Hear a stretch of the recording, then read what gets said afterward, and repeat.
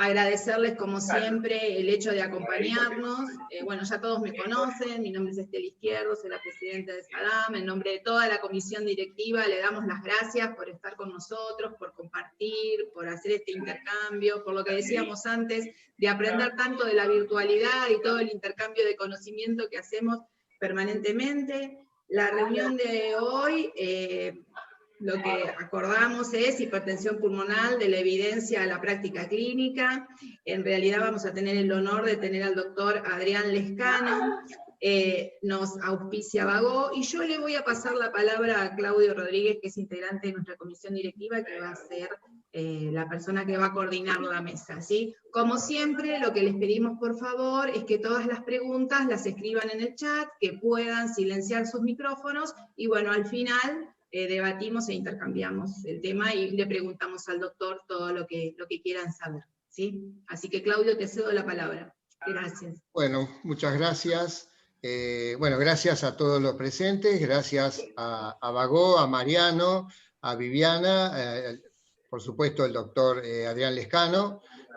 Voy a tener el gusto de presentarlo. El doctor Adrián Lescano es cardiólogo, es jefe del Departamento de Cardiología de la Clínica Trinidad Quilmes, es coordinador de hipertensión pulmonar e insuficiencia cardíaca del Centro Gallego de Buenos Aires, responsable de hipertensión pulmonar e insuficiencia cardíaca del Sanatorio Mater Dei, director del área de investigación de la Sociedad Argentina de Cardiología, es secretario científico del Consejo de Hipertensión Pulmonar e Insuficiencia Cardíaca en la citada Sociedad Argentina de Cardiología, consultor en hipertensión pulmonar e insuficiencia cardíaca del Hospital Rivadavia, y una cosa muy interesante, es autor principal del primer libro latinoamericano de hipertensión pulmonar. Una enfermedad olvidada es el título del libro. Así que bueno, les voy a pedir nuevamente que silencien sus micrófonos, voy a pedir que las consultas las hagan por el chat, serán respondidas y leídas y respondidas al final de la charla. Y bueno, con nosotros usted tiene la palabra el doctor Adrián Lescano. Muchas gracias.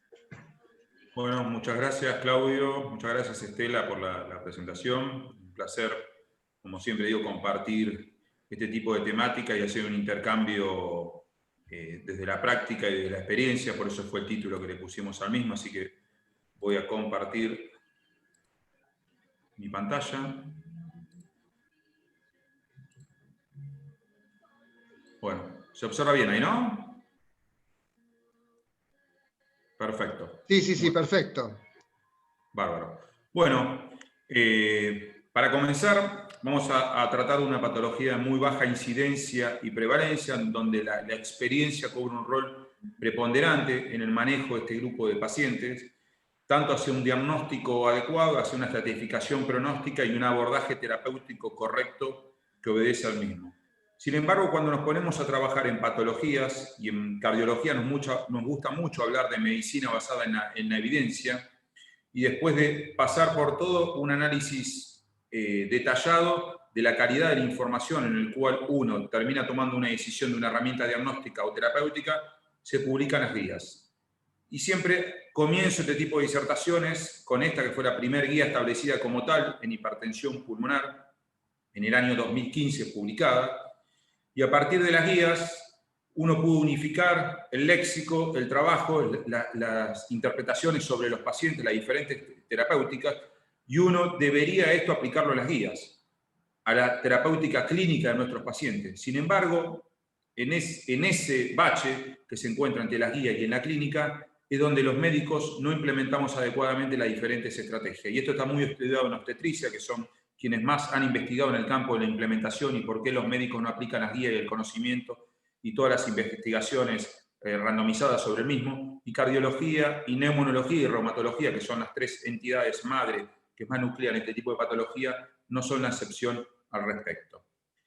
Y esto depende de muchos factores. La experiencia a mí me lleva a que en esta entidad debemos trabajar en forma interdisciplinaria, trabajar en forma horizontal, neumonólogos, cardiólogos, internistas, infectólogos, obstetra. Es un gran desafío cuando nos llegan las embarazadas con hipertensión pulmonar, o bien pacientes con hipertensión pulmonar que a pesar de la contraindicación se embarazan durante la evolución. Necesidad de trabajar al lado nuestro con alguien que se dedica a cardiopatías congénitas, un buen servicio de hematología, un apoyo de psicología constante y rehabilitación.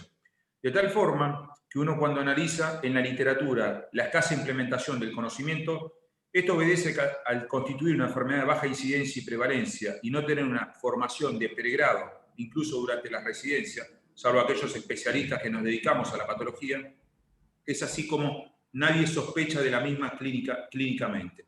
Por eso, para nosotros, el mayor orgullo con respecto al libro presentado fue que fuese una orientación hacia un médico generalista y no hacia el especialista en hipertensión pulmonar, para que tenga dónde ir a buscar conceptos de la patología. Entrando en el abordaje de este grupo de pacientes, y más allá de hacer un tamizaje inicial con el ecocardiograma Doppler, que es aquella herramienta que nos permite discriminar el paciente con y sin hipertensión pulmonar, el cateterismo cardíaco derecho es el gold estándar y la herramienta que nos permite discriminar claramente a esta población. Nos va a permitir establecer el diagnóstico de certeza de hipertensión arterial pulmonar y nos va a permitir, a mi entender, el mayor valor que tiene esta herramienta, que es discriminar a aquellos pacientes que tienen presión capilar elevada, traducido esto en insuficiencia cardíaca izquierda, o aquellos pacientes que tienen presión capilar pulmonar normal, traducido de otra forma, aquellos pacientes que tienen enfermedad vascular pulmonar. De tal forma que la definición, y esta enfermedad conocida como hipertensión pulmonar, es una entidad hemodinámica, que uno la define a través del cateterismo cardíaco derecho como aquel paciente que tiene una presión pulmonar media mayor de 20 milímetros de mercurio. Esto tuvo un cambio en relación a las guías previas del 2015 debido a actualizaciones y análisis de población normal, y define, más allá de la hipertensión pulmonar, aquel paciente que tiene una hipertensión precapilar, que es aquel que tiene una presión arterial pulmonar de oclusión o presión Wedge menor o igual a 15 milímetros de mercurio, una resistencia vascular pulmonar mayor de 3 unidades de Woolf. Esto es muy importante de marcar, porque la resistencia vascular pulmonar va a ser el marcador del compromiso vascular como enfermedad primaria. Y esto lo destaco porque ustedes se pueden encontrar con escenarios donde los pacientes tienen presión pulmonar más de 20, presión Wedge menos de 15 y resistencia vascular pulmonar menos de 3, hasta la actualidad, hasta el día. Y si bien hay controversias, el punto de corte debe ser 2 o 3, estos pacientes tienen hipertensión pulmonar por hiperflujo y no por compromiso de la resistencia vascular pulmonar. Y esos pacientes necesitan un tratamiento muy diferente. Y este es un ida y vuelta constante que yo tengo con los colegas, incluso con auditores, sobre la necesidad y la importancia que tiene el cateterismo para tamizar adecuadamente a los pacientes y para después de esto estratificar el riesgo y comenzar con el tratamiento específico. Y todo lo que es medicina basada en la evidencia con respecto a los esquemas terapéuticos abarcan a este grupo, el grupo de hipertensión arterial pulmonar precapilar. Cuando uno ingresa en el algoritmo diagnóstico establecido como eje central, como les marqué con el cateterismo cardíaco derecho, yo les dije que el ecocardiograma es la herramienta de tamizaje inicial. Y si el paciente tiene una alta probabilidad con el ecocardiograma, y la alta probabilidad la definimos porque el paciente tiene una velocidad de reflujo tricuspidio incrementada, que esto se traduce a través de una ecuación de Bernoulli modificada física en la presión pulmonar sistólica incrementada. Si el paciente tiene alta probabilidad o intermedia probabilidad desde el punto de vista ecocardiográfico, yo en este algoritmo diagnóstico, a través del ecocardiograma, puedo rápidamente discriminar a aquellos pacientes que tienen insuficiencia cardíaca izquierda, o a través del examen físico, una espirometría, un estudio de volúmenes pulmonares, puedo discriminar a aquellos pacientes que tienen patología pulmonar. Dicho hecho, y estos dos grandes grupos discriminados, porque en ese grupo de pacientes no hay evidencia con respecto al tratamiento, ni tampoco de necesidad de cateterismo sistematizado, es donde se impone la realización de un centellograma de ventilación y perfusión. Y esto cobra una relevancia preponderante en el algoritmo diagnóstico, debido a que es el método con mayor sensibilidad y especificidad para descartar la presencia de hipertensión pulmonar tromboembólica crónica, que tiene un abordaje terapéutico diferente e incluso hasta quirúrgico en aquellos pacientes que tienen una adecuada anatomía vascular pulmonar.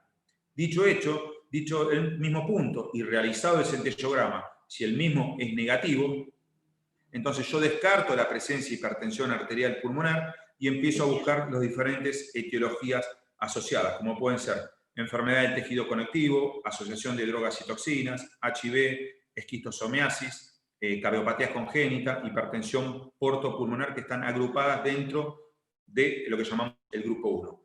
Les remarqué en amarillo algo que tiene vital importancia para el manejo de estos pacientes. Fíjense que está muy remarcado el manejo de centros expertos, centros de referencia. Y por eso, cuando comencé la disertación, les marqué la importancia que tiene la experiencia en esta patología característica debido a la muy baja incidencia y prevalencia de la misma. En Argentina, a diferencia de Europa, por el sistema heterogéneo de salud que tenemos, es muy difícil hablar de centro de referencia. Yo siempre me refiero más que nada a médicos de referencia por el politrabajo, porque bueno, el COVID justamente fue una de las mejores formas de expresar el politrabajo, el polirrubro que tenemos los médicos en el país. Pero esto es muy importante remarcar porque no es lo mismo la experiencia y un manejo de más o menos 100 pacientes con hipertensión arterial pulmonar como recomiendan las guías. Una vez analizado y realizado el diagnóstico a través del cateterismo cardíaco derecho, uno empieza a tabular el riesgo del mismo, empieza a estratificarlo. Y la estratificación pasa por conceptos muy básicos como es la presencia o no de insuficiencia cardíaca, la presencia o no de síncope, la presencia o no de angina. Y uno de los primeros datos descritos en cuanto a validación pronóstica en el seguimiento a largo plazo del mismo es la clase funcional. Si bien la clase funcional no deja de ser un dato subjetivo en la valoración global de los pacientes, porque no es lo mismo un paciente de 20 años que un paciente de 80 años, con o sin esclerodermia, con y sin EPOC, en relación al análisis del mismo, tiene un claro correlato con el pronóstico. Aquellos pacientes con clase funcional avanzado, la sobrevida disminuye en forma significativa. Cuando uno analiza la literatura internacional y local, se encuentra que un 70% de los pacientes, este es el registro más grande con publicación internacional, que es el registro americano, más de 3.100 pacientes con hipertensión arterial pulmonar, el 70% de esta población estaba en clase funcional 3-4. En Argentina, registro que todavía no está publicado, nuestra población anda en un rango un 60% en clase funcional 3-4. Esto habla de una demora muy importante en el algoritmo diagnóstico de los pacientes, incluso en el comienzo de los esquemas terapéuticos. Y la vida, la temporalidad y la sobrevida de eventos, los trabajos clásicos en la década del 80 hablaban de una mediana de sobrevida de Kaplan-Meier de 24, 22, 26 meses de seguimiento, es decir que un porcentaje importante de los pacientes lo perdemos antes del diagnóstico por una tasa de eventos elevada sobre el mismo. Y esto, el concepto de la necesidad de implementar estrategias diagnósticas precoz y de búsqueda de la enfermedad no se traduce en una cuestión académica, sino en una cuestión práctica de sobrevida. Aquí hay un trabajo muy interesante publicado sobre las herramientas de screening. Un ruido de fondo muy alto. Las herramientas de screening en los pacientes con hipertensión arterial pulmonar han demostrado claros beneficios en la sobrevida de los pacientes cuando uno lo compara con la espera del mismo de rutina, el trabajo sobre insuficiencia cardíaca u otro tipo de sintomatología. Es decir, que la conducta activa de screenear a estos pacientes ha demostrado beneficios en el mismo. Aquí les traigo un ejemplo práctico de la vida cotidiana de una mujer de 52 años de edad que consultó por disnea progresiva. La señora estaba seguida por un servicio de reumatología con todo lo que ustedes ven aquí de los estigmas muy característicos de esclerodermia, induración cutánea, retracción digital, úlceras digitales, en el estadio evolutivo final de su enfermedad con fibrosis pulmonar. Esta paciente había comenzado con los síntomas hasta establecer el diagnóstico de certeza, posteriormente con una latencia de 34 meses. Yo hablé de una sobrevida mediana de 24 o 26 meses, lo que se describía en la década del 80. Esta paciente fue una sobreviviente y lamentablemente el curso evolutivo de la misma fue con un deterioro muy brusco, de tal forma que la tomamos en condiciones tardías, en muy alto riesgo, y la paciente falleció al quinto día de haber ingresado en la sala con shock cardiogénico. Esto es lo que debemos evitar. La demora, la inercia terapéutica, la inercia en el diagnóstico debemos corregirlo porque hoy en día el pronóstico de este grupo de pacientes es muy diferente a la década de los 80 cuando se describían los análisis fisiopatológicos de la enfermedad. Aquí le traje la experiencia del grupo. Esta es una publicación de hace 2 años que presentamos de nuestra realidad de 122 pacientes incidentales, una edad media de 63 años, mayoría de sexo femenino, del cual el mayor grupo era grupo 1, 69%. Fíjense que a pesar de trabajar en forma educativa constante con un grupo de reumatólogos, neumonólogos, enfermeros, kinesiólogos, y trabajar muy fuerte en la patología hace casi una década y media, 53% de los pacientes que hicimos el diagnóstico incidental estaban en clase funcional 3-4. Cuando analizamos la característica y el tiempo de la demora al diagnóstico, pasaron 27 meses. 27 meses para esta entidad es dramático, ya que los pacientes deben reevaluarse en forma constante, máximo cada 6 meses durante el seguimiento del mismo. Las condiciones de la estratificación de riesgo son aquellas que nos van a abrir el abordaje terapéutico de los pacientes. Muchas veces en diferentes controversias o discusiones, en presentación de casos clínicos, la pregunta es, ¿qué droga usa, doctor? Y yo siempre digo lo mismo, no tengo una molécula seleccionada para un paciente, sino que uno analiza el riesgo individual.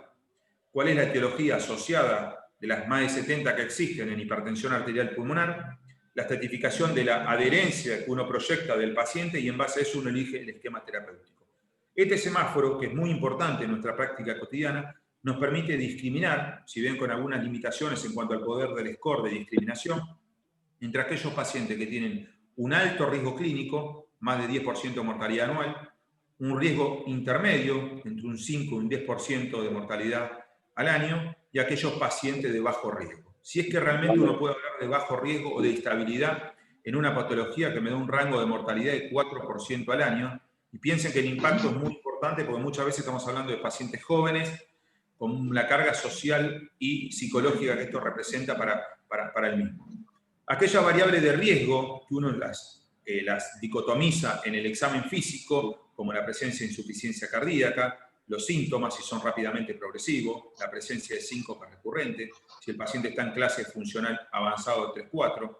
Otras variables de riesgo pasan por la capacidad funcional del paciente, es decir, aquel paciente que tiene una distancia recorrida en cuanto a la categorización en la escala de riesgo, habla de menos de 165 metros, en el rango intermedio entre 165 y 440 para arriba intermedio. Esto es muy importante que lo conceptualicen en forma individual, porque lo más importante de la capacidad funcional del paciente es la variabilidad individual que tiene el mismo y no categorizarlo en cuanto a esta variable de buen o de mal pronóstico. El test de ejercicio cardiopulmonar, que es una herramienta útil en aquellos pacientes que tenemos accesibilidad, la presencia de ProBNP o BNP elevado, que son variables de alto riesgo, cuando superan el rango de 300, 1400. En cuanto a las imágenes, la presencia de una aurícula derecha dilatada o la presencia de derrame pericárdico, y del punto de vista hemodinámico, cuando tiene una presión de aurícula derecha elevada, más de 14, un índice cardíaco reducido y una saturación de arteria pulmonar reducida. Aquí le remarqué los puntos de alto riesgo, que estos son variables que uno debe rápidamente y enérgicamente cambiar la condición para intentar llevar al paciente al muy, muy bajo riesgo, que después lo vamos a discutir cuál es el concepto de la actualidad del manejo sobre el mismo. Pero esto lo tenemos en forma constante. Hoy yo hice mi consultorio de hipertensión pulmonar a la mañana y esto lo tengo al lado y vamos haciendo un checklist sobre las variables en nuestro paciente y dentro de qué categorización lo agrupamos al mismo en cuanto a las diferentes variables para la toma de decisión progresiva. Las últimas recomendaciones intentan englobar estos conceptos en lo clínico, en la capacidad funcional, en los biomarcadores, en los mismos parámetros ecocardiográficos y hemodinámicos, pero resaltan la misma jerarquización de las variables. Otro de los scores de mucha importancia, si bien el más utilizado sigue siendo el score europeo por su practicidad en cuanto a la toma de decisiones, es el REVEAL, que surge de ese registro que les comenté hoy de los pacientes con hipertensión arterial pulmonar en Estados Unidos, donde también permite, a través de una ecuación, tomar un puntaje determinado en el cual aquellos pacientes que tienen un score por debajo de 7 son pacientes que tienen un riesgo bajo, aquellos pacientes que tienen un score por encima de 13 son pacientes que tienen un alto riesgo, y después encontramos el grupo intermedio. Como todo análisis de sobrevida, donde uno incluye adecuadamente los eventos competitivos del seguimiento longitudinal del mismo, permite una adecuada discriminación entre la población de alto y de bajo riesgo y pierde un poco la capacidad de predicción en la población de riesgo intermedio. Pero nuestro objetivo en el tratamiento del paciente es llevar al paciente a bajo riesgo y para eso tenemos que trabajar enérgicamente con los diferentes esquemas terapéuticos y estrategias de adherencia y de educación hacia el mismo. Uno de los aspectos más importantes para mi entender que ha tenido la evolución y el conocimiento de la enfermedad es el cambio del outcome, el endpoint clínico de los ensayos, que esto nos ha validado a nosotros la toma de decisión sobre nuestros pacientes. Hasta el año 2013, FDA exigía que los ensayos clínicos aleatorizados sean aprobados o no las moléculas en base a la mejoría de lo que es el test de caminata de 6 minutos. Y aquí tienen todos los trials randomizados que se habían incorporado hasta dicha fecha, que incluían un seguimiento de 20 semanas y un total menor de 3.000 pacientes. Fíjense que el rango de seguimiento de 20 semanas, donde la mayoría eran entre 12 a 16 semanas el mismo. A partir del año 2013 se exige que el outcome de los trials ya pase a ser un concepto de morbimortalidad, ya sea a través del evento morbimortalidad o bien el concepto de tiempo de empeoramiento clínico, que tiene algo más de sensibilidad en cuanto a la diferencia de eventos. Pero independientemente de eso, que para mi entender es uno de los cambios más drásticos en la comprensión de la patología, y no pasa por una cuestión funcional, sino por una cuestión de eventos duros y mucho más robusto en la escala de la calidad de los outcomes que uno incluye en los ensayos clínicos, fíjense que los 4 estudios randomizados incluyen un seguimiento que cuadruplica prácticamente a los ensayos hasta el año 2013 y que en solo 4 ensayos engloban casi la misma cantidad de pacientes que en la era previa. Esto remarca la baja calidad científica quizás que existía hasta el año 2013 en cuanto al outcome, pero además el déficit en el tiempo de seguimiento y en la inclusión de pacientes en los ensayos clínicos. Aquí tienen el grifo, fíjense que es el ensayo más grande aleatorizado hasta la fecha publicado en hipertensión arterial pulmonar, que agrupó a 1.156 pacientes en la fase de aleatorización del mismo. Entonces, esto es un cambio y un paradigma en la metodología de investigación de la patología. Digo, para explicar las características de los resultados. ¿Por qué se sacó el test de caminata de 6 minutos como un endpoint duro del seguimiento? Porque cuando uno analiza el riesgo relativo de mortalidad, en base a lo observado en relación a lo esperado, incluso incorporando el intervalo de confianza de lo esperado, fíjense la dispersión de los datos. Es decir, que el test de caminata de 6 minutos como endpoint duro no tiene correlato con el riesgo de mortalidad en los pacientes con hipertensión arterial pulmonar. Uno de los aspectos que tienen más discusión en la actualidad es el impacto que tienen las cavidades derechas. Fíjense que cuando yo les marqué la estratificación de riesgo en los pacientes con hipertensión arterial pulmonar, no nombré en imágenes lo que es la importancia de la función del ventrículo derecho.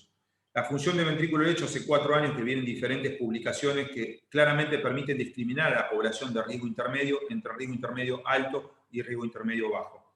Y esto es muy importante de remarcar, ya que aquellos pacientes que tienen un remodelado inadecuado del ventrículo derecho, independientemente del score REVEAL o el score europeo, esos pacientes tienen peor evolución cuando uno los compara con aquellos pacientes que tienen un remodelado adecuado del ventrículo derecho. ¿Qué hablamos de remodelado? Disminución del diámetro de la aurícula derecha, disminución del diámetro del ventrículo derecho, mejoría en la función ventricular. De tal forma que hoy en día ya tenemos publicaciones al respecto donde el foco de análisis y el endpoint fisiopatológico y anatómico está puesto en el ventrículo derecho.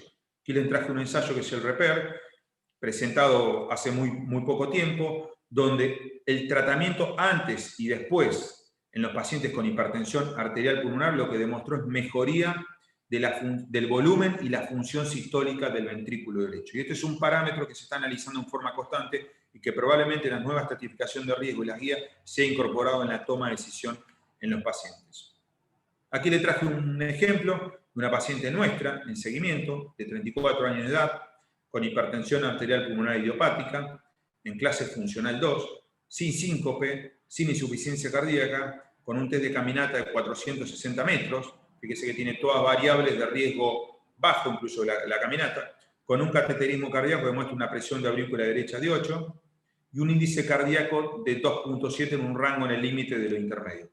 A pesar de esto, y uno que considera en base a las guías que este paciente prácticamente en todas las variables estaría en la coloración verde del semáforo que les dije que era de bajo riesgo, cuando uno analiza el comportamiento funcional del ventrículo derecho, observa una dilatación muy significativa, una relación 3:1 sobre este que es el ventrículo izquierdo, deterioro en la capacidad de contracción de la pared libre del mismo, y cuando vemos el corazón en un eje transversal, observamos el ventrículo derecho, el ventrículo izquierdo, y fíjense cómo esta cavidad, que normalmente es más chica que esta, es 3 veces más grande que esta y aplasta al septum interventricular. Esto que técnicamente se llama índice de excentricidad, es una variable de riesgo y de mortalidad en los pacientes con hipertensión arterial pulmonar. Por lo tanto, esta paciente, por más que estaba en la coloración verde en cuanto al bajo riesgo, con esta definición ecocardiográfica, el grado de disfunción y magnitud que tiene el mismo, la reestratificamos en un riesgo un poco más elevado del mismo.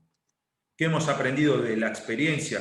Que estos pacientes con disfunción ventricular derecha muy manifiesta, a muy corto plazo desarrollan insuficiencia cardíaca. Y fíjense lo que ha sido el remodelado de esta paciente, que posteriormente al agregado de prostanoide ha tenido una mejoría muy significativa en lo que es la función de su ventrículo derecho y en los diámetros y en el resto de los parámetros indicadores de contractibilidad y de performance ventricular.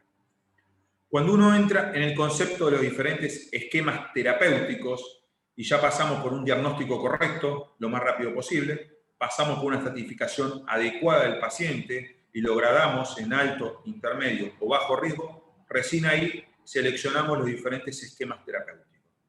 Uno, desde el punto de vista didáctico, cuando enfoca la terapéutica en esta patología, puede hablar de aquellas moléculas que participan en la fisiopatología, como las endotelinas, potentes vasoconstrictores y que generan proliferación vascular pulmonar. Por lo tanto, los antagonistas de los receptores de endotelinas son unas moléculas que se utilizan ampliamente en el tratamiento de esta patología.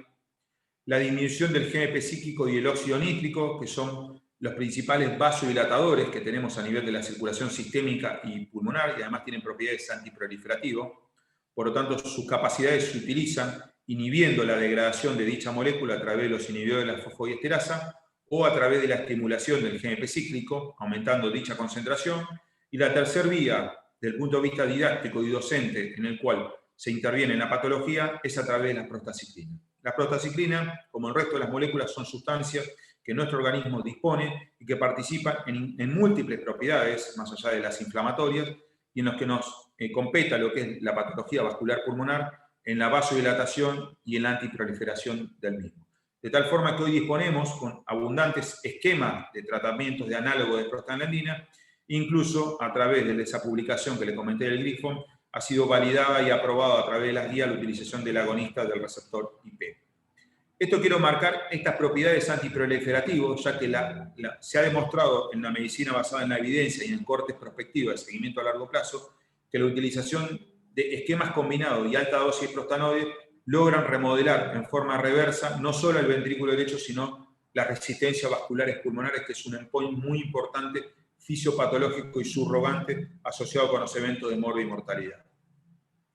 Si uno entra en la calidad de la información en hipertensión arterial pulmonar, hace 15 años discutíamos sobre el soporte y la robustez de la evidencia sobre el mismo, y uno no puede dejar de destacar este ensayo clínico presentado hace casi ya 25 años, en el cual se demostró que la administración de epoprostenol en los pacientes con hipertensión arterial pulmonar idiopática logra disminuir la mortalidad en el grupo en clase funcional avanzado. Y a partir de ahí se sucedieron múltiples ensayos clínicos, donde la realidad y en la discusión hoy en día, más allá de fisiopatológica, es qué drogas logran remodelar en forma reversa la circulación vascular pulmonar y el ventrículo derecho, y cuál es el mejor esquema de tratamiento combinado.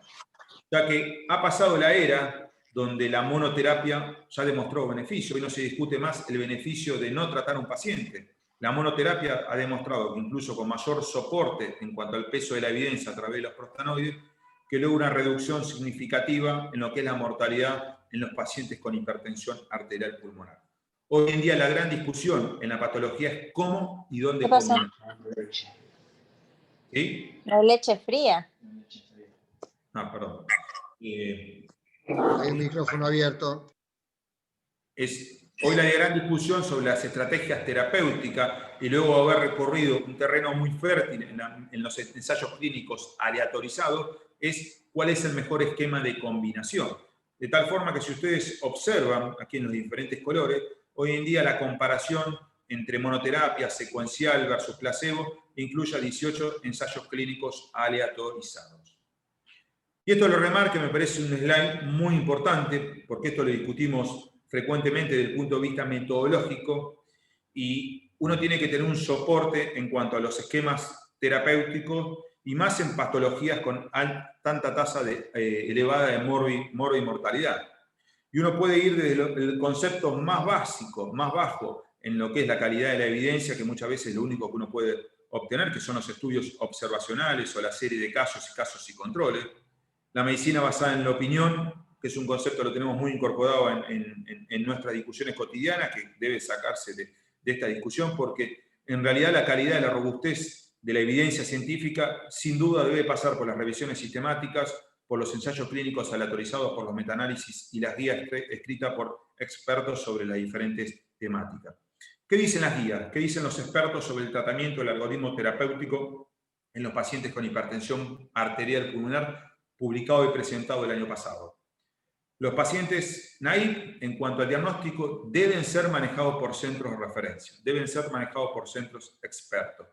Luego de las recomendaciones generales de los pacientes, que incluyen contraindicación para el embarazo, necesidad de apoyo de psicoterapia para el mismo, vacunación, anticoagulación en aquellos pacientes que tienen comorbilidades asociadas que le indiquen, utilización de oxígeno, si la saturación de oxígeno está disminuida, y diurético en caso de congestión. El paciente sí o sí debe tener un cateterismo cardíaco derecho, y en aquellos que apliquen un test de vasorreactividad pulmonar. ¿Quiénes aplican? Los pacientes con hipertensión pulmonar idiopáticas, hereditarias o asociadas a drogas y toxinas. En estos pacientes que tienen un test de vasorreactividad positivo, es el único subgrupo donde se valida la utilización de bloqueantes cálcicos. ¿Qué porcentaje de pacientes tienen test de vasorreactividad positivo? 10 a 12% de la serie general, 4-6% en el seguimiento al año del mismo. El resto de los pacientes no tiene indicación de test de vasorreactividad. Excluido el 90% de la población con hipertensión arterial pulmonar, uno lo que hace rápidamente es discriminar al mismo. ¿El paciente tiene alto riesgo? Si el paciente tiene alto riesgo, sin duda debe iniciar un tratamiento combinado y debo ir a un prostanoide parenteral. ¿Quién me hace definir el prostanoide parenteral? Más allá de la experiencia del grupo terapéutico para el manejo de estos pacientes muy complejos, es la adherencia y los aspectos psicológicos y sociológicos del paciente. Si el paciente no tiene una adecuada adherencia terapéutica, es un problema importante la implementación de los prostanoides parenterales debido a la vida media corta que pueden tener los mismos y las potenciales complicaciones fatales sobre el mismo. Entonces, el análisis es una charla muy larga con el grupo familiar sobre la toma de decisión del mismo. Pero el paciente de alto riesgo es un paciente con una altísima tasa de mortalidad a corto plazo y yo rápidamente debo utilizar todas mis herramientas disponibles para rescatarlo de esa condición.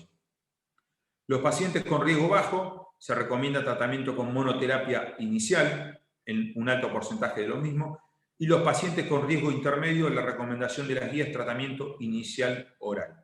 Fíjense que a los mismos se remarca claramente que hay que reevaluarlos entre 3 a 6 meses. Para mi entender, 6 meses es un periodo muy extenso en esta población, y más aún cuando hay disfunción del ventrículo derecho o otras variables de riesgo en el grupo intermedio.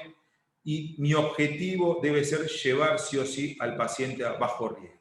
Si el paciente no cumple con el concepto de bajo riesgo, debo ir incrementando los esquemas terapéuticos para que el paciente alcance ese concepto. Si el paciente no puede lograr, a pesar del triple esquema terapéutico, el paciente debe ser referido y evaluado para trasplante pulmonar, y en algunos países con experiencia como México, donde no hay disponibilidad de tanto fármaco, ahí la septostomía es una herramienta que se utiliza, le diría, en forma bastante frecuente en la población de riesgo.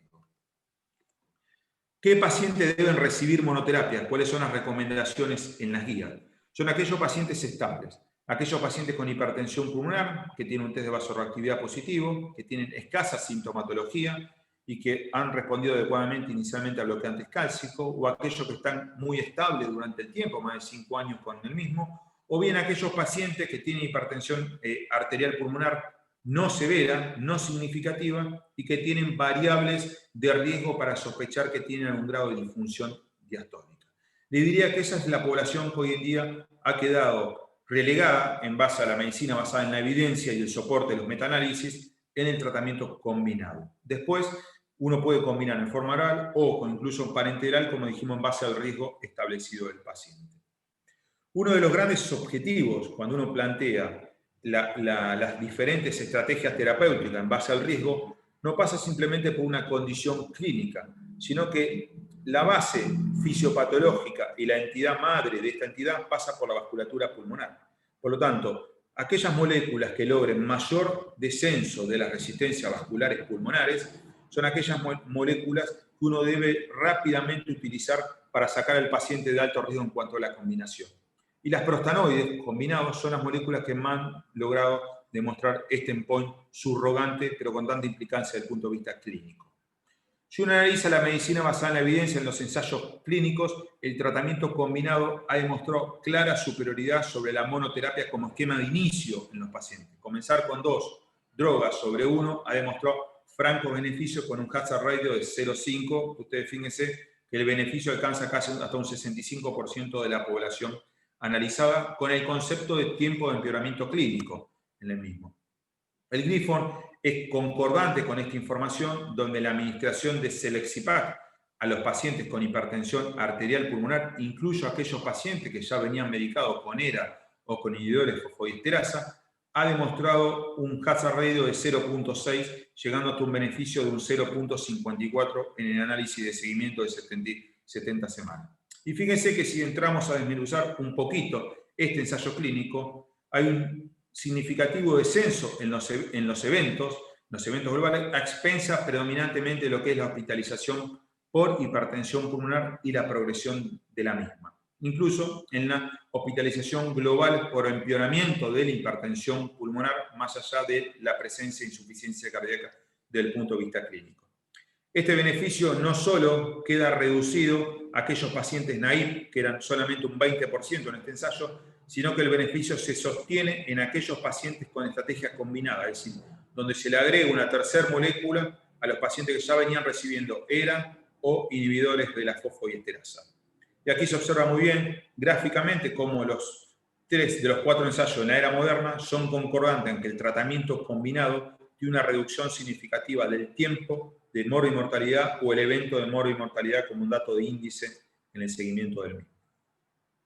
Con ustedes en esta diapositiva comparto, para mi entender, el mejor metaanálisis en cuanto a las características de diseño, de selección de estudio, de menores sesgo en cuanto a la inclusión y el concepto de heterogeneidad del mismo, donde la incorporación de 16 ensayos clínicos aleatorizados con más de 4.500 pacientes en un seguimiento de casi 40 semanas del mismo, demuestra cómo el tratamiento combinado logra reducir en forma significativa el empeoramiento clínico de los pacientes, y esto es estadísticamente significativo, incluso cuando comparamos la hospitalización por hipertensión arterial pulmonar, vemos que hay una reducción de casi un 30%, incluso cuando analizamos mortalidad global, vemos que hay una reducción relativa del 14%. Esto sin tener impacto en la mortalidad. Y esto quiero destacarlo porque es un punto de controversia muy importante si estas moléculas tienen beneficio o no. Esto es claramente expuesto en nuestra experiencia, donde yo hoy tengo pacientes de seguimiento de 15 años, lo cual esto planteármelo 15 años atrás era una utopía en la realidad. Y simplemente para el análisis de este metaanálisis traje una comparación de la tasa de evento en el seguimiento del mismo. Fíjense, cuando analizamos metaanálisis y mortalidad global, uno cuando compara beneficio y magnitud del beneficio, esta magnitud obedece a la tasa de eventos del grupo control. Fíjense que el grupo control en el metaanálisis de monoterapia tiene una tasa de eventos por semana de exposición de 0,23. En los pacientes tratados con monoterapia, 0,1. Ahora, cuando vamos a la comparación en el tratamiento del metaanálisis y tratamiento combinado, observamos que la tasa de evento del grupo control es incluso superior al tratamiento activo con monoterapia. Y aquí se logra una reducción de eventos de un 11%, que esto no alcanza la significancia estadística. Y vamos a este detalle.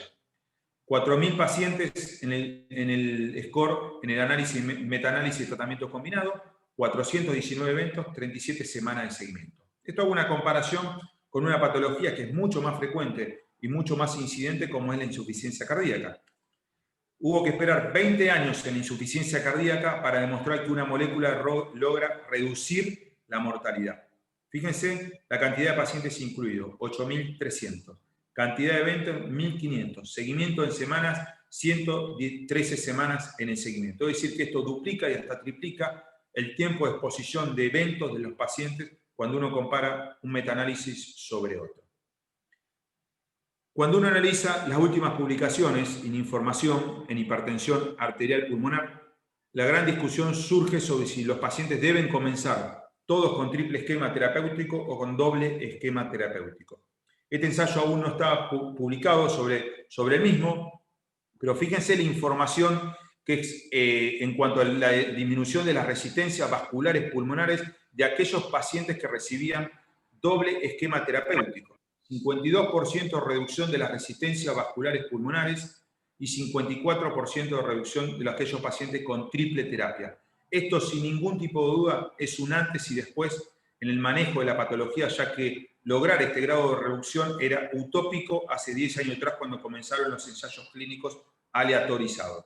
De tal forma que el tratamiento combinado en el endpoint secundario de este ensayo, le vuelvo a repetir que no está publicado, demuestra que el tratamiento con triple terapia logra disminuir los eventos de la progresión clínica durante el seguimiento de los pacientes. Y esto nos abre una puerta muy importante sobre la necesidad de ser muy enérgicos con el tratamiento. Las guías hoy son muy fuertes en cuanto a la necesidad de comenzar con tratamiento combinado, de estratificar a los pacientes en base al riesgo. Nosotros como grupo tenemos muchísima experiencia en el manejo de prostanoide en los pacientes con hipertensión arterial pulmonar. Los prostanoides los seleccionamos en base al riesgo del mismo, no tienen el mismo compartimento los prostanoides orales que los prostanoides subcutáneos, inhalados y parenterales. Nosotros hemos hecho muchísima experiencia como grupo en lo que es el manejo de prostanoides subcutáneos, nos ha permitido rescatar muchísimos pacientes, incluso con el concepto de remodelado reverso del ventrículo derecho del mismo, e incluso nos ha permitido mantener una estabilidad a largo plazo del paciente. En nuestras etapas iniciales, uno cuando no era tan agresivo con el tratamiento, uno tomaba decisiones muy tardías. Con la experiencia hemos aprendido a ser mucho más enérgicos inicialmente para no tener que tomar decisiones tardías y muchas veces rescatar a los pacientes del tratamiento mucho más agresivo a largo plazo.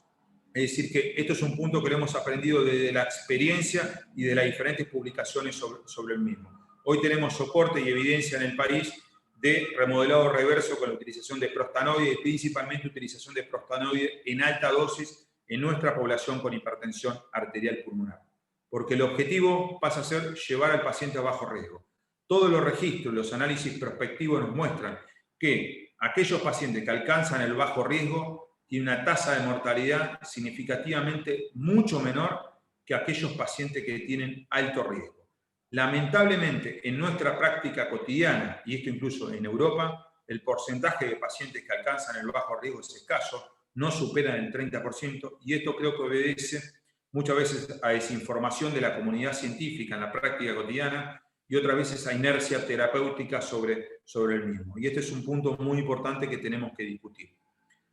Sobre la utilización de prostanoides y esta falta de implementación, como les dije en mi primer slide que le mostré, desde las guías hacia la práctica cotidiana, aquí les muestro datos del registro americano, el registro REVEAL. Este registro, en un subanálisis, tomó a casi 800 pacientes que estaban en clase funcional avanzada, que pasaban de clase funcional 2-3 a clase funcional 4, y solamente un 60% de estos pacientes recibieron prostanoides. Es decir, que 1 de cada 2 pacientes no utilizaron el esquema validado por las guías en utilización de prostanoides. Y un concepto más grave aún, cuando uno analiza los pacientes que tuvieron evento fatal, muerte, menos de la mitad de estos pacientes estaban recibiendo prostanoides cuando se asociaban al tratamiento de hipertensión arterial pulmonar. Hay una brecha gigante entre lo que dicen las guías, la medicina basada en la evidencia, la medicina basada en la experiencia, los ensayos clínicos aleatorizados y los focos puestos actualmente en el análisis de esta patología, que ha cambiado tanto el concepto sobre la enfermedad, que hoy en día es una enfermedad que ha tenido cambios evolutivos significativos y muy marcados en la calidad de vida y en la mortalidad de los pacientes. Y esto no es todo. Cuando uno analiza un dato mucho más subjetivo, pero que es de práctica habitual, como es la clase funcional, menos de un 30% en este registro alcanzaron la clase funcional 2. Esto habla de inercia terapéutica, la falta de adherencia a las guías y la necesidad de implementar estas estrategias.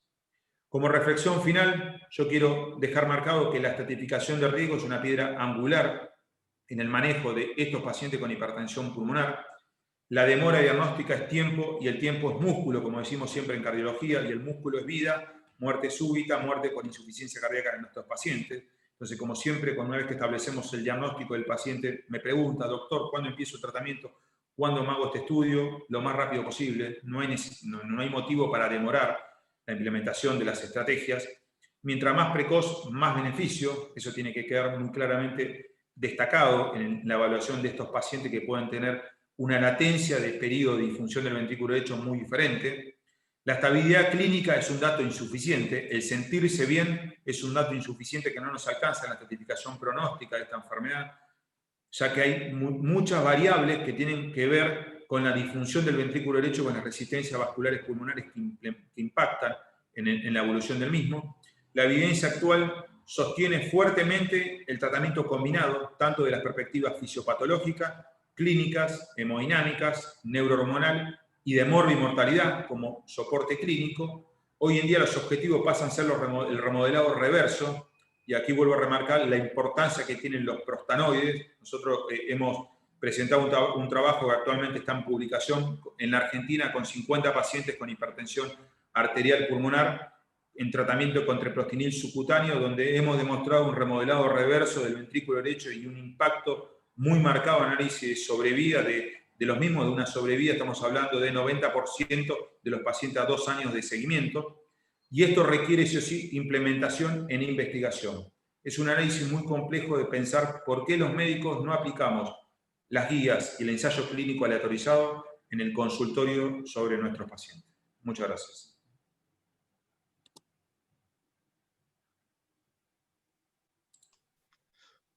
Bueno, excelente disertación, felicitaciones, hicimos un muy buen paneo por todos los estudios. Voy a pasar revista a algunas preguntas. A ver. La primera pregunta es, ¿cuántos pacientes terminan llegando al trasplante? Muy pocos. La casuística de trasplante en el país es escasa. Esto obedece primero a la escasa donación de órganos también y todo el concepto de procuración a nivel nacional, por lo tanto son muy escasos la cantidad de pacientes que llevan el trasplante. Siempre fue una limitación en sí, lo que sí claramente el tratamiento farmacológico y el concepto hoy de morbimortalidad ha cambiado la historia de la enfermedad de tal forma que hoy yo tener pacientes con 15 años de seguimiento, vuelvo a repetir, una utopía hace 15 años atrás, 20 años atrás, cuando uno empezó a trabajar en la patología. Entonces, la verdad que los pacientes sostenidos en el tiempo, la necesidad de trasplante desde el punto de vista clínico ha disminuido significativamente y lamentablemente cuando llegan, la donación del mismo y la procuración es toda una problemática, no solo a nivel nacional, en el mundo, es una problemática mundial. Ajá, sí. Otra pregunta tiene que ver con el treprostinil, ¿no? Los prostanoides. Creo que en algún momento se ha dicho que los pacientes son refractarios o son difíciles de adaptar. Entiendo esto que debe tener que ver con el uso de la bomba de infusión que varios de ellos necesitan cuando están tratados con treprostinil. ¿No? O sea, ¿qué grado de dificultad trae esto para el cumplimiento y para la adaptación de estos pacientes? Porque entiendo que esto es de por vida. Sí, tal cual, Claudio. Sí, excelente pregunta. Nosotros tenemos muchísima experiencia como grupo con el manejo de treprostinil subcutáneo. Pensemos que era el único prostanoide disponible hasta hace algunos años a nivel nacional e incluso era la única terapéutica que teníamos validada para la población de riesgo elevado y aquel paciente de riesgo intermedio que estaba próximo a un riesgo alto. En cuanto a la eficacia, no hay ningún tipo de reparo en cuanto al beneficio clínico de los outcomes combinados de morbimortalidad. Esta experiencia a nosotros nos ha permitido tener datas nacionales, que no contamos con datos nacionales genuinos a nivel nacional, le diría que es la molécula, la única tenemos experiencia con datos concretos a nivel nacional y publicaciones, y actualmente estamos recabando más información a nivel de prostanoides. yo cuando me siento enfrente de un paciente, siempre hacemos lo mismo con los pacientes cuando vamos a pasar a prostanoides. Nos sentamos con los pacientes, un grupo de familia, enfermera al lado, el grupo, los fellows del trabajo, y hacemos una charla muy extensa. Esa charla muy extensa, lo primero que validamos es la necesidad. ¿La necesidad por qué? Por la eficacia. Yo creo que los médicos muchos años dijimos primum non nocere, en realidad no es primum non nocere, sino que es primo eficacia. Y segundo, primum non nocere. Primero la eficacia. La molécula ha demostrado franca eficacia y la experiencia nuestra es muy grande en relación a la misma. Y lo que charlamos desde el día cero son los efectos adversos. Educamos al paciente que con todos los prostanoides va a convivir con efectos adversos. 90% de los prostanoides, 90% de los inhibidores de fosfodiesterasa, 50% de los inhibidores de endotelina tienen efectos adversos. Sobre los prostanoides tenemos una charla muy particular, le explicamos todos los efectos adversos potenciales: cefalea, rubor, calor, molestias locales, diarrea, que esto involucran y son compartidos por todos los prostanoides. Incluso con el Celexipat oral tenemos dificultades en lo que es el manejo de los efectos adversos gastrointestinales. Nos sentamos y yo siempre le hago la misma ecuación al paciente: riesgo-beneficio. El riesgo es de efectos adversos, por suerte no serios, no graves, que uno lo puede ir educando y trabajando en conjunto con el paciente. Y el beneficio, que es impactante. En esa balanza, la verdad que nosotros no hemos tenido grandes inconvenientes, te diría. Hemos tenido alguna tasa de suspensión, algún que otro paciente, pero no hemos tenido grandes inconvenientes en el manejo del producto. Y te digo que tenemos las mismas dificultades hoy en día con los prostanoides oral cuando seleccionamos oral mismo. Es un proceso de mucha educación con el paciente, de mucha educación constante, de decirle cuáles van a ser los efectos potenciales, cuándo debe correr, cuándo no. Alertamos sobre la necesidad de un seguimiento continuo del mismo, de no suspenderlo, pues, lo contenemos, hacemos un trabajo de contención bastante importante sobre el manejo del producto. Y sinceramente, hoy a la memoria, si tengo que pensar, creo que hemos suspendido el tratamiento en un solo paciente en toda la experiencia de años. Hemos aprendido mucho, somos muy graduales en el ascenso de dosis, no cambiamos los catéteres cada una semana, como decían las guías hace 15 años atrás, lo dejamos. Yo tengo pacientes que se cambian ellos los catéteres hoy cada 3 meses y lo manejan en forma domiciliaria y me vienen a ver a mí de 200 kilómetros a Buenos Aires cada 3 meses para el control clínico. Me parece que pasa por un concepto de educación y primamos la gran eficacia que tiene el producto. Digo, o sea, fue la pregunta sobre el treprostinil. Sabemos también que hay presentaciones quizás más cómodas, por ejemplo, alguna presentación inhalatoria. Sin embargo, no son tantos los pacientes que están en ese esquema. ¿Hay algún problema en particular? ¿No todos aplican? ¿Por qué no todos pasan a ese esquema? El treprostinil... prostanoides, ¿no? Estoy hablando. Sí, los prostanoides parenterales tienen un grupo de efectos que son los pacientes de alto riesgo. Ahí el treprostinil inhalado o el Lilopros inhalado no es un escenario en cuanto al tratamiento. La discusión pasa por el grupo de riesgo intermedio. En estos pacientes de riesgo intermedio, yo lo discuto mucho con la adherencia del paciente. Yo siempre me siento en esto, cuando uno discute la eficacia de los diferentes terapéuticos, me siento mucho con la adherencia del paciente.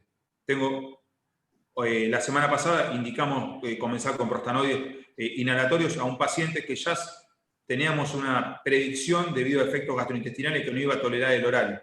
Y lo discutimos mucho con el paciente. ¿Usted qué prefiere? ¿Cómo se siente más cómodo? Porque la adherencia del paciente es un concepto muy importante de la utilización de los inhalatorios. Los inhalatorios a largo plazo muchas veces nos generan esta dificultad de la necesidad de adherencia. Pero ya analizamos muy bien el impacto sobre el paciente. Si consideramos que el paciente puede tener adherencia adecuada, bueno, ahí discutimos si es el escenario oral o es el escenario inhalatorio.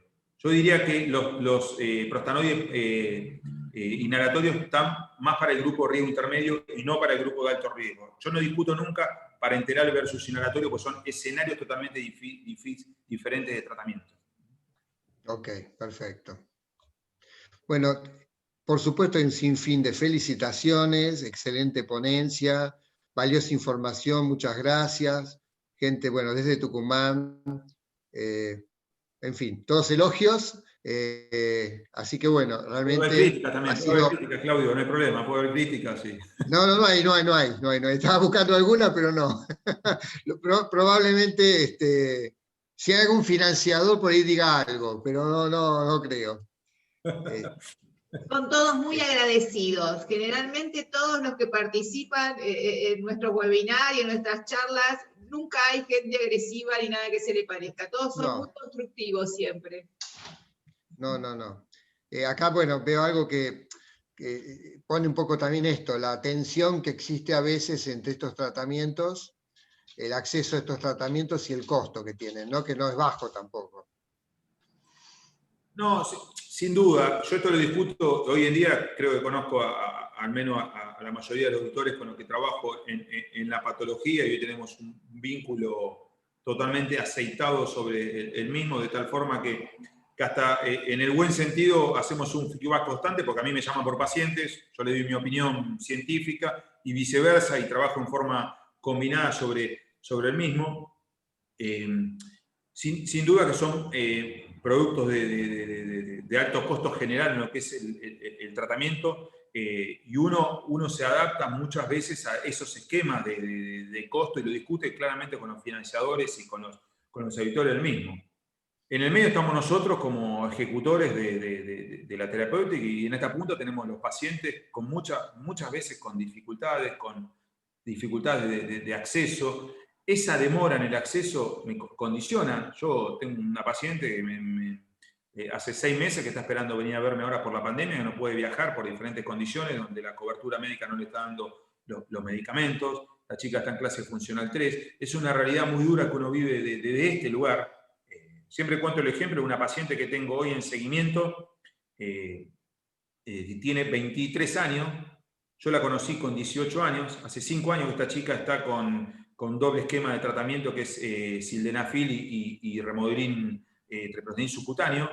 Esta chica vino después de haber pasado por 8 profesionales de salud, ¿sí?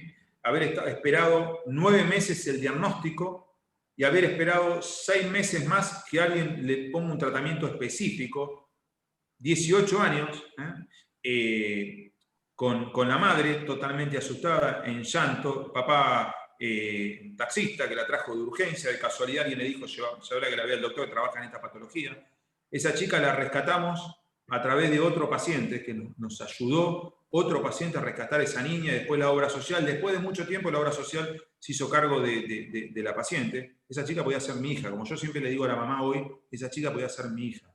Y esa chica tenía disfunción severa del ventrículo derecho, insuficiencia cardíaca, 3 síncopes en 48 horas. Esa es la realidad que uno vive del otro lado, que uno, sabemos que no podemos cambiar la realidad de todo el mundo, pero uno intenta ayudar en ese escenario que muchas veces es complejo, de una enfermedad que es mortal.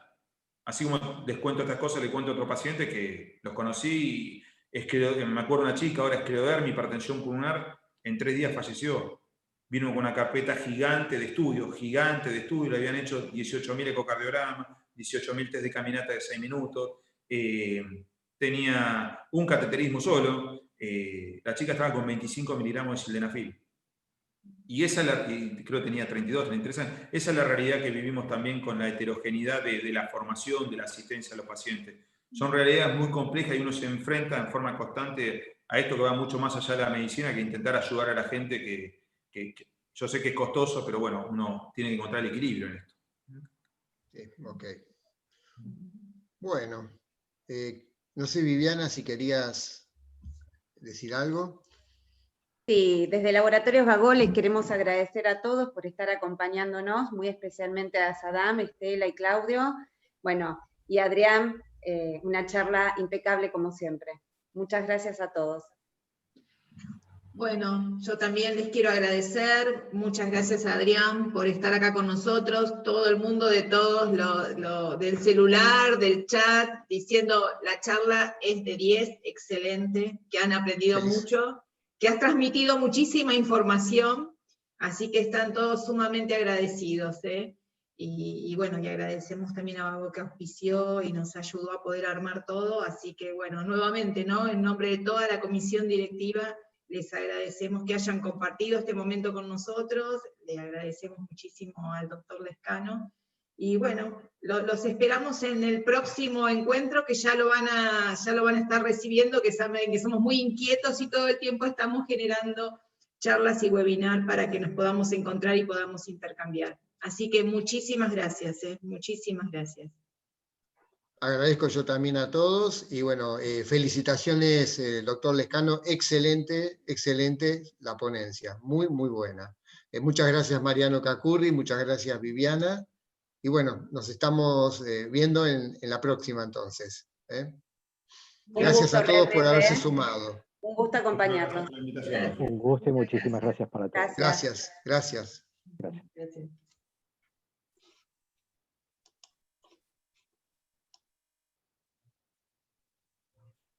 Chao, chao. Chao, Estela. Chao, chao.